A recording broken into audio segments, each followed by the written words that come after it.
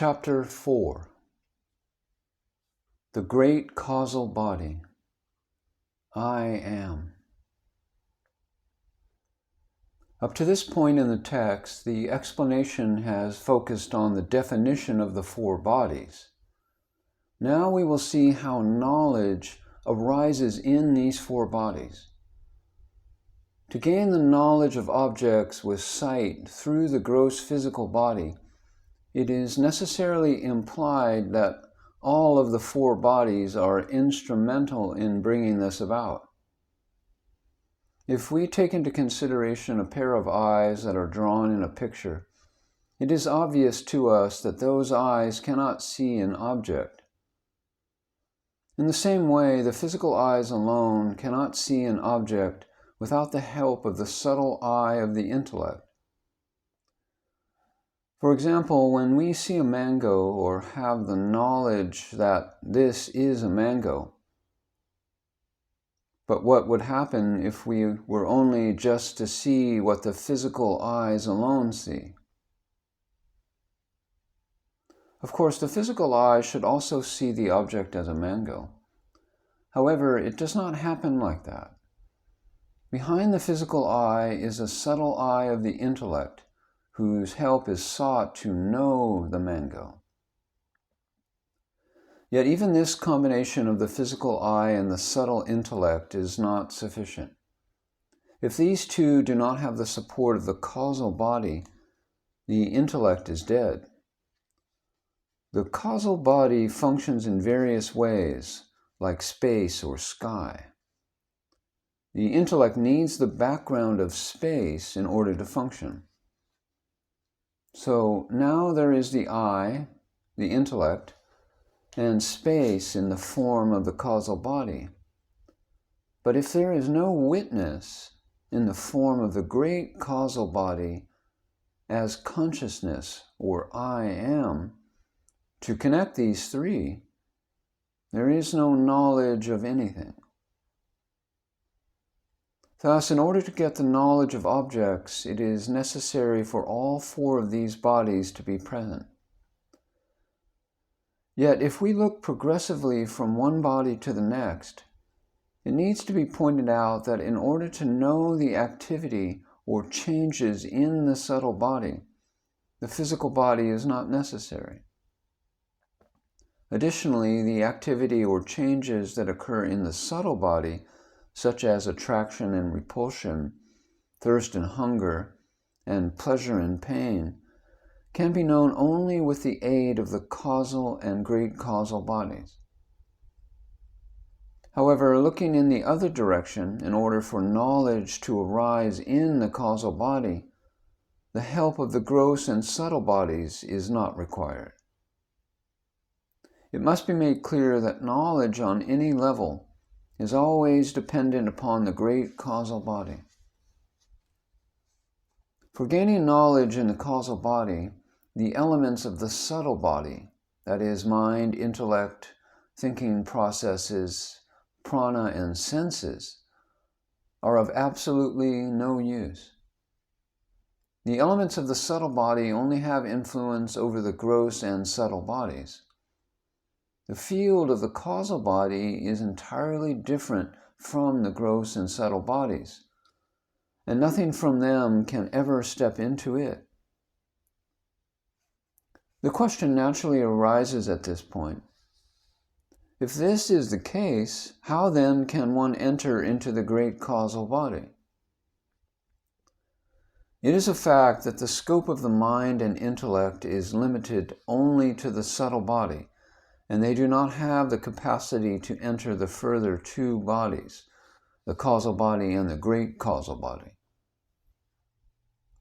The knowledge of the great causal body, or turiya, is absolutely self-sufficient. It stands on its own and has no dependency or expectation of help from the previous three bodies. This knowledge is self-luminous. By the way of analogy, even though the eye sees all objects, no object can see the eye. No one feels the need of the light of a lamp to see the sun. In a similar way, nobody is capable of seeing this king of knowledge, this great causal body, which is the eye of the eye.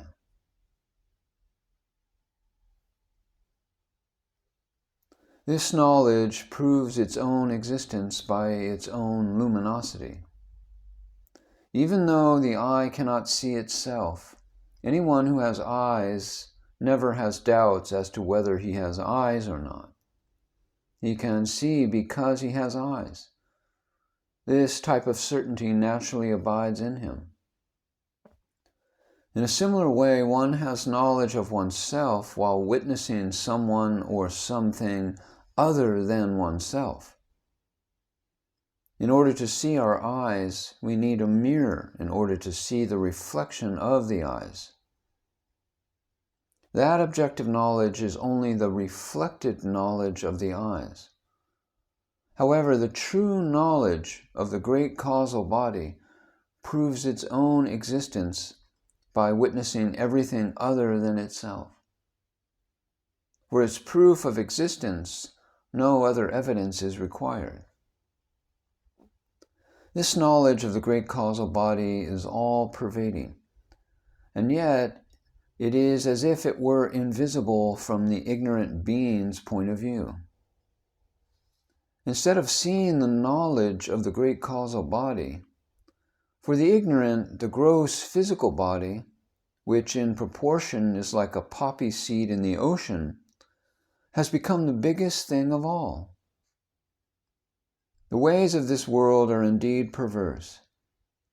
It has become our habit that when looking at a smaller thing, that which is objective, we forget the bigger thing, that which is subjective.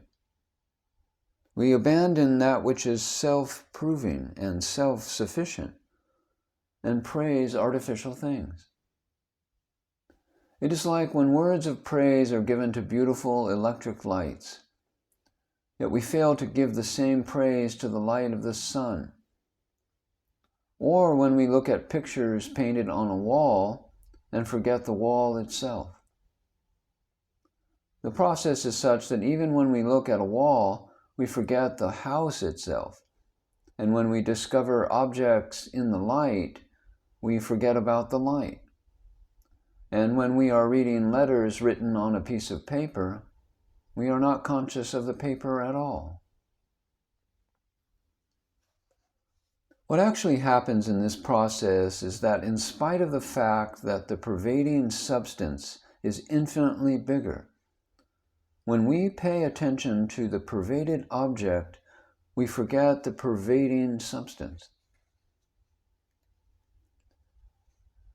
And the famous example used over and over is the gold and the ornaments, or earth and the wall.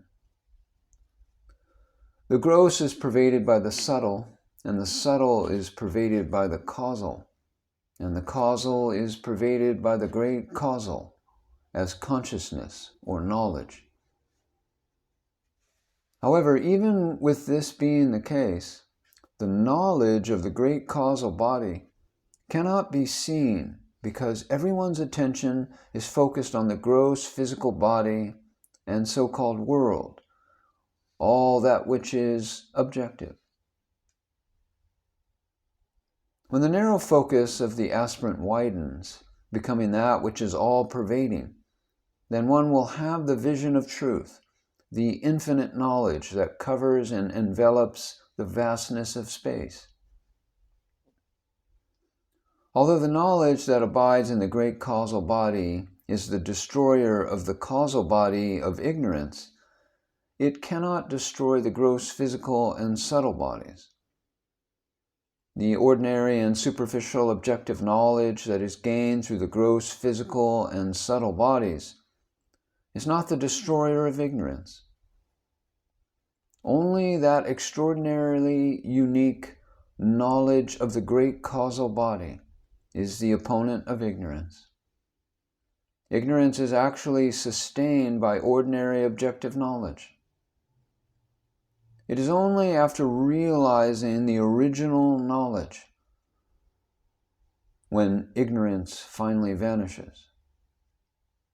However, at the same time, the functioning of the gross physical and subtle bodies does not stop. Just as the gross physical and subtle body's inherent activities function for an ignorant man, these activities also continue to function for the jnani after he has gained self-knowledge.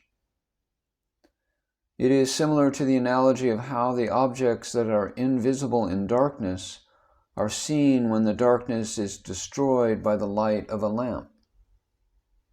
The light destroys the darkness, but not the objects themselves.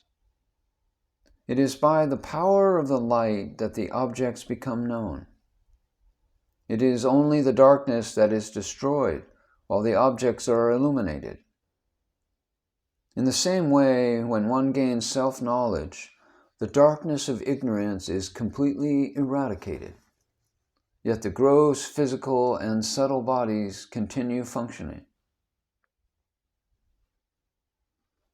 In the natural progression, the question arises, in the light of knowledge of the great causal body, and with the destruction of ignorance, will the causal body cease functioning? Let us give this point some reflection. Ignorance has many forms, such as sky and space, point of contact and distance. After gaining self-knowledge, it is true that ignorance is destroyed. In this self-knowledge, all impulses, or activity and movements, appear in space as either subtle or gross physically manifested desires. These impulses will not arise at all unless the space is first created.